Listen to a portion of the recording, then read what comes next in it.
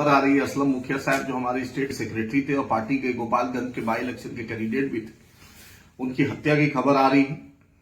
ये बिहार सरकार और बिहार के एडमिनिस्ट्रेटिव सिस्टम पर एक करारा तमाचा है।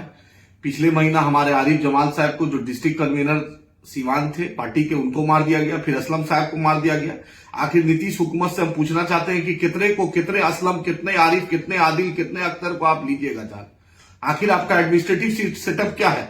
क्या एमआईएम को आप बिहार में राजनीति नहीं करना नहीं देना चाहते? क्या मुसलमानों की एक आवाज जो बढ़ रही है आप नहीं चाहते? कभी बैरिस्टर असदुद्दीन ओवैसी साहब पे हमला, कभी अकबर साहब पे हमला, कभी अख्तरुल ईमान साहब पे हमला, कभी हम पर धमकी, क्या कभी असलम साहब की शहादत? हम शहादत को रायगा जाने नहीं देंगे। हम बिहार के डीजीपी साहब से पूछना चाहते हैं, होम सेक्रेटरी साहब से पूछना चाहते हैं, वहां के जिला एसपी साहब से पूछना चाहते हैं, आखिर आपका एडमिनिस्ट्रेटिव सिस्टम है क्या? इंटेलिजेंस है क्या? आखिर असलम साहब एक प्रतिष्ठित आदमी थे, पार्टी के भी थे और सामाजिक कारकुन थे, मदरसा से जुड़े हुए थे, एक समाज में उनका एक अलग पहचान थी। आप उनके साथ एक निर्भय हत्या करवा दीजिएगा। आखिर बिहार सरकार किस राह पे जा रही है? क्या ये जंगल राज 2, 3, 4 क्या इसको कहेंगे? आप बतलाइए। पिछले महीना आरिफ जमान साहब चले गए, कभी अख्तरुल ईमान साहब को जान से मारने की धमकी, हमको धमकी।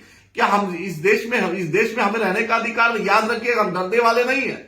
हयात मौत का मालिक अल्लाह है, अल्लाह है, अल्लाह है। लेकिन याद रखिए कि बिहार सरकार की नाकामी, असलम साहब की खून रायगा नहीं जाएगी। मजलिस इत्तेहादुल मुस्लिमीन इस मामले को हम सुप्रीम कोर्ट तक ले जाएंगे।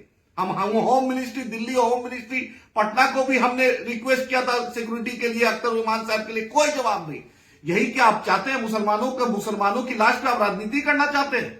हाँ, हमारे खून का, हमारे लहू का कोई कदर नहीं। हम राजनीति भी नहीं करें, हम अपनी आवाज भी नहीं उठाएं।